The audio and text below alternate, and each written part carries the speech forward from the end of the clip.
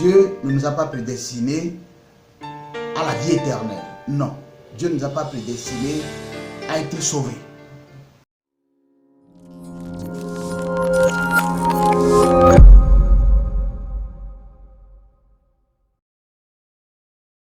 Shalom à tous et bienvenue dans nos vidéos Éclaire-moi et sur notre chaîne SEM TV. Aujourd'hui, nous abordons avec vous un sujet très important et qui embrouille beaucoup de chrétiens. Il s'agit de la doctrine de la prédestination. Et notre invité, c'est le docteur Jacques Azeglo. Bonjour, pasteur. Oui, bonjour ma soeur, comment vous allez? Bien, par la grâce de Dieu. Avant de revenir au pasteur, nous allons voir quelques vidéos sur ce que les gens pensent sur ce sujet. Abonnez-vous, aimez, likez et partagez pour ne pas rater nos prochaines vidéos. Le salut là. Mais avant de parler du salut, entrons un peu dans la prédestination. Parce que c'est ceux qui sont prédestinés à la vie éternelle qui obtiennent le salut. Qu'est-ce que la prédestination? D'après le dictionnaire, la prédestination est une doctrine religieuse selon laquelle Dieu prédestine ou destine certaines créatures au salut par la seule force de sa grâce et vous les autres à la damnation. Dieu, connaissant tout à l'avance, a déjà choisi ses élus par rapport à ceux qui ont su accomplir ses desseins. Romains chapitre 8, verset 28. Jésus-Christ était prédestiné car le décret de sa naissance était publié à l'avance.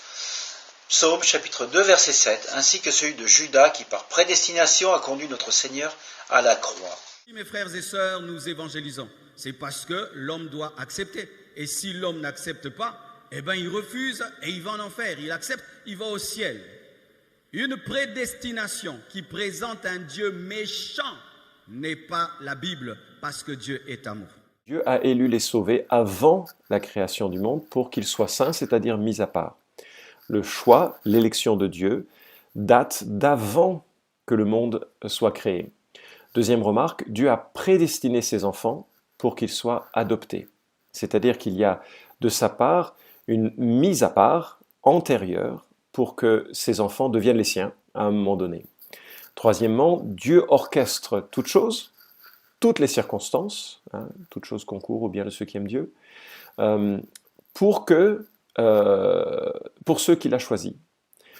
Quatrièmement, Dieu a pour objectif que ses élus ressemblent à Christ. Et cet objectif sera accompli, bien sûr, à la fin des temps, à la fin des temps historiques en tout cas, lorsque nous serons transformés à l'image de Christ.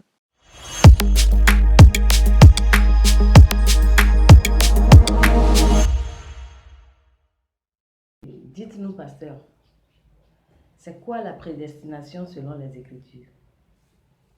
Ok, merci beaucoup pour la question. Avant d'expliquer ou de dire ce que c'est que la prédestination, j'aimerais d'abord dire ce que la prédestination n'est pas. Parce qu'aujourd'hui, on entend beaucoup de gens se tromper sur le sujet. Et les explications que nous avons vu les gens donner ne sont pas très conformes à la pensée de Dieu qui est clairement exprimée dans la parole de Dieu. Je crois que ce qui trompe les gens, c'est la définition du mot lui-même, le mot français prédestination, qui trompe un peu les gens. Alors, qu'est-ce que la prédestination n'est pas? La prédestination n'est pas un appel au salut. La prédestination n'est pas liée au salut. Dieu ne nous a pas prédestinés à la vie éternelle. Non. Dieu ne nous a pas prédestinés à être sauvés. Dieu nous a élus. À ce niveau, c'est l'élection de Dieu. Dieu a élu son peuple Israël. Dieu a élu des gens. Et l'élection, c'est quoi? C'est le fait que Dieu nous a connus d'avance. Dieu nous a connus depuis le ventre de notre mère, avant même qu'on ne naisse sur cette terre. C'est ça ce qu'on appelle l'élection. L'élection est ce qui vient en premier. Et c'est ce que les gens confondent avec la prédestination. L'élection concerne ceux qui ne sont pas sauvés et la prédestination concerne ceux qui sont sauvés. Non, la prédestination n'est pas reliée au salut. Voilà ce que j'aimerais dire sur ce que la prédestination n'est pas. Maintenant, c'est quoi la prédestination? Le mot prédestination est traduit par le mot grec prorizo. Et prorizo, quand nous voyons dans le mot prorizo, il y a le mot horizon. c'est-à-dire la finalité. Prorizo, ça parle de la finalité, une finalité qui est prévue d'avance, une fin qui est prévue d'avance. Or, nous savons très bien que le salut n'est pas notre finalité. Le but final de Dieu pour nous, ce n'est pas notre salut. Au contraire, le but final de Dieu pour chaque être humain, c'est de ressembler à Christ. Mais notre salut est le début.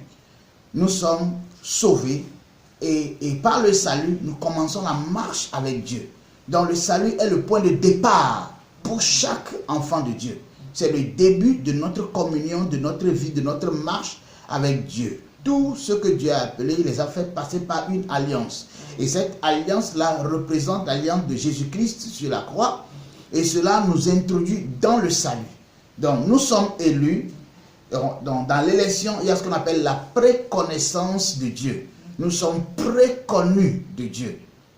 Donc la préconnaissance est reliée à l'élection. Maintenant la prédestination, ça parle de notre point d'arrivée. Et notre point d'arrivée, ce n'est pas le royaume de Dieu, ce n'est pas le salut non plus. Parce que les enfants de Dieu doivent comprendre que s'ils sont sauvés, s'ils sont nés de nouveau, c'est qu'ils sont nés dans le royaume de Dieu. Donc ils ne courent pas pour arriver au ciel. Ils sont nés au ciel. Ils sont nés dans le royaume de Dieu. C'est ce que Paul dit dans Colossiens chapitre 1, versets 12 et 13. Il dit, nous avons été transportés dans le royaume de Christ. Nous avons été déjà transportés. Donc quand tu es né de nouveau, tu es né dans le royaume de Dieu. Ça, c'est ce que tout le monde doit comprendre. Donc voilà, tu es en Christ. Donc notre prédestination n'est pas le royaume de Dieu non plus. Alors c'est quoi notre prédestination? C'est ce que nous allons voir maintenant en lisant ce passage. Romains chapitre 8 à partir du verset 29. Romains 8 à partir du verset 29. Car ceux qu'il a connus d'avance, il les a aussi prédestinés à être semblables à l'image de son Fils, afin que son Fils puisse le premier-né d'entre plusieurs frères. Ça veut dire quoi?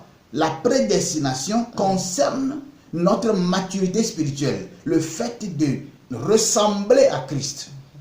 Il faut d'abord être né de nouveau. Il faut d'abord être en Christ avant de ressembler Christ. Alors, l'élection nous introduit en Christ. C'est l'élection qui nous donne la vie éternelle, le salut. Maintenant, étant sauvés, nous sommes en Christ. Maintenant, en Christ, nous pouvons lui ressembler. Comme l'apôtre Paul va le dire dans 2 Corinthiens chapitre 3, du verset 18 jusqu'au verset 21, l'apôtre Paul dit que lorsque nous contemplons la gloire de Christ, nous sommes transformés dans la même image. Nous sommes transformés par l'image que nous contemplons. Donc c'est cette transformation-là qui est le processus auquel Dieu nous a prédestinés. Donc la prédestination concerne le fait que nous allons ressembler à Christ. Donc, la prédestination, Dieu nous a prédestinés à être semblables à Christ, à avoir l'image de Christ.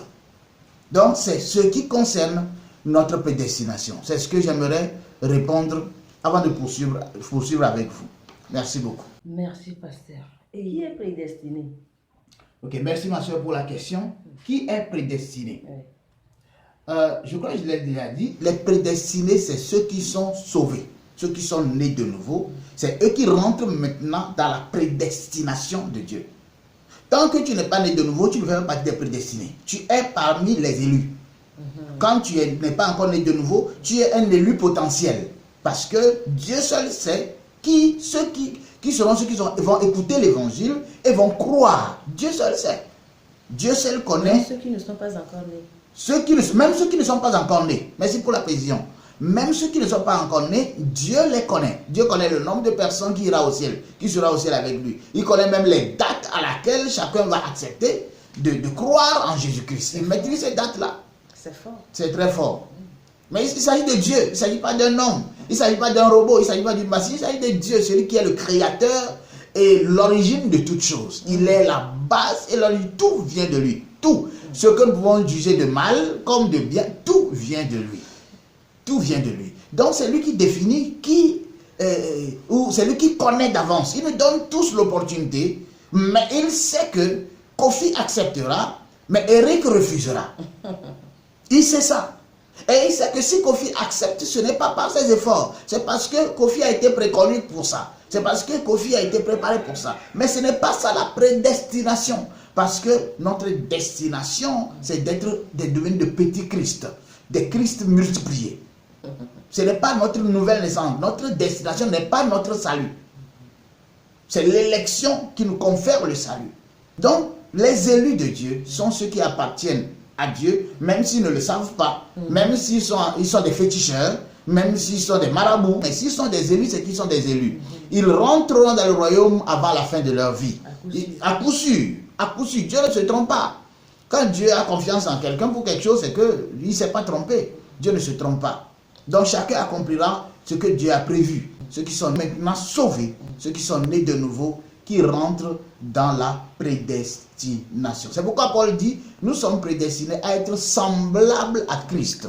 Prédestinés à être semblables à Christ. Alors, je vais lire un autre passage qui va mieux nous éclairer sur le sujet. Ce deuxième passage, c'est dans Éphésiens, chapitre 1, à partir du verset 4. L'apôtre Paul dit ceci, en lui, c'est-à-dire en Jésus-Christ, Dieu nous a élus avant la fondation du monde pour que nous soyons saints et irrépréhensibles devant lui. Ici, nous avons l'élection. En lui, en Jésus-Christ, Dieu nous a élus avant la fondation du monde. Au moment même où on n'était même pas encore né, Dieu nous a déjà élus, préparés pour le salut en Jésus-Christ. Ça, c'est l'élection. Maintenant, au verset suivant, quand il parle de saint et irrépréhensible, ça parle de notre nouvelle naissance, tout simplement. Lorsque tu es né de nouveau, tu es saint et tu es irrépréhensible parce que spirituellement, dans ton esprit, il n'y a plus de saleté, il n'y a plus de tâche. Donc, tu es saint aux yeux de Dieu. Alors, verset 5 dit, nous ayant prédestinés dans son amour à être ses enfants d'adoption par Jésus-Christ, selon le bon plaisir de sa volonté. Donc, l'apôtre Paul nous dit ici que Dieu a prévu que lorsque nous serons nés de nouveau, ce ne serait pas fini, mais que nous devenions des enfants comme Christ. Que nous devenions comme Christ. C'est ce que Paul appelle enfants d'adoption, ou l'esprit d'adoption. Ça fait de nous des fils matures. Ça parle de notre maturité spirituelle. Et Paul parle de la stature parfaite de Christ, ou de notre perfection en Jésus-Christ. Et c'est ce à quoi nous sommes prédestinés à devenir comme Christ lui-même. Et ça, c'est un parcours. C'est cette logique qui a amené Paul à dire à la fin de sa mission, j'ai combattu le bon combat et j'ai achevé ma course. Paul a atteint maintenant sa prédestination. Son but, le but de Dieu pour Paul, ce n'était pas pour qu'il soit sauvé sur le chemin de Damas, non. Ça, c'était pour commencer quelque chose avec lui. Donc, quand il a sauvé sur la route de Damas, maintenant, il lui a confié une mission, une marche avec Christ, et il va accomplir cela. Et c'est ça notre prédestination. Prédestiné à servir Dieu. Prédestiné à être utile pour Dieu. Prédestiné à être des instruments dans la main de Dieu. Prédestiné à être des serviteurs de Dieu. Et je le dis en passant, tous ceux qui sont nés de nouveau sont appelés par Dieu. Éphésiens chapitre 1, déjà qu'on descend au verset 17, 18 en allant, Paul dit que Dieu ouvre les yeux de nos esprits afin que nous sachions quelle est l'espérance qui est attachée à son appel. Quand on parle d'appel, ce n'est pas seulement ceux qui sont appelés à devenir pasteurs, évangélistes et tout le reste, mais c'est tout enfant de Dieu, tout être humain qui répond au salut de Jésus-Christ, c'est un appel pour lui. Et c'est le premier appel pour tous les hommes. Le premier appel. Dieu nous invite au salut. Et ça parle de l'élection. Nous sommes élus par Dieu et à travers notre salut. La destination finale que Dieu a prévue pour chaque enfant de Dieu, c'est que nous devenions comme Christ. Comme Paul a dit, soyez mes imitateurs, comme moi aussi je suis imitateur de Christ. Donc, Paul a compris cette vérité et il l'enseigne très bien. Et c'est nous qui ne comprenons pas. Nous pensons que quand on parle de la prédestination, c'est que Dieu nous a prédestinés au salut. Non, la prédestination n'est pas liée au salut. Selon les enseignements de Paul, la prédestination est liée à notre maturité spirituelle. C'est l'élection qui est liée à notre salut. nous sommes appelés, choisis par Dieu à travers l'élection, mais la prédestination fait de nous des enfants de Dieu responsables, des enfants de Dieu matures qui savent choisir les choses de Dieu selon la pensée et la volonté de Dieu. Paul a dit, dans le livre de Corinthiens, il a dit que nous avons la pensée de Christ. Et c'est à cela que nous sommes prédestinés. On ne peut pas ressembler à Christ sans avoir la pensée de Christ, sans savoir comment Christ comprend les choses. Et c'est ça qui est le vrai combat des enfants de Dieu. C'est ça qu'on appelle le combat de la foi. C'est relié au combat de la foi. Parce que pour ressembler à Christ, il faut demeurer dans la foi. Il faut marcher par la foi et non pas par la vue. Mais aujourd'hui, qu'est-ce qui se passe? Nous marchons par la vue. Nous marchons par les sentiments. Et c'est pourquoi c'est difficile pour nous de ressembler à Christ. Et quand on parle du fait de ressembler à Christ, c'est dans tous les domaines. Tous les domaines. Que ce soit dans notre adoration, que ce soit dans notre vie quotidienne, on voit Christ en nous. Comme les apôtres avaient ressemblé à Christ. C'est ce que Dieu voulait pour eux. Pierre, qui était un peureux au départ, il est devenu un homme courageux. Il est devenu un grand prédicateur. Donc il a commencé par ressembler à son maître. On peut ressembler à Christ seulement si nous savons contempler Christ dans sa gloire, dans sa parole qui est l'évangile. Lorsque nous sommes dans la loi, lorsque nous abonnons dans la loi, on ne peut pas ressembler à Christ parce que Christ n'est pas dans la loi de Moïse. Des gens sont nés de nouveau, mais pour continuer la vie avec Christ, la vie avec Dieu, on leur a déposé de la loi dessus. On leur a imposé un certain nombre de lois à suivre. Ça les empêche de ressembler à Christ. La loi ne vient pas de Christ. Jean 1, verset 17 a dit que Moïse est venu par Moïse, mais la vérité et la grâce sont venues par Jésus-Christ. Donc lorsque je veux ressembler à Christ, je dois demeurer dans ces deux choses, la grâce et la vérité. La grâce et la vérité. La grâce et la vérité. Et c'est comme ça que je peux croître, je peux grandir spirituellement et ressembler à Christ. Et c'est ce qu'on appelle la prédestination. Ok? Voilà, c'est ce que je peux répondre. Merci, pasteur. Donc, si je comprends bien, nous sommes élus pour être sauvés et prédestinés à ressembler à Christ. Oui, bien sûr, bien sûr. C'est un peu le résumé de tout ce que je voulais faire comprendre à nos abonnés, à ceux qui nous suivent sur notre chaîne. Voilà ce que j'aimerais nous faire comprendre. Voilà un peu le message que j'ai aujourd'hui pour vous. Que le Seigneur vous bénisse. Merci, pasteur, pour les explications.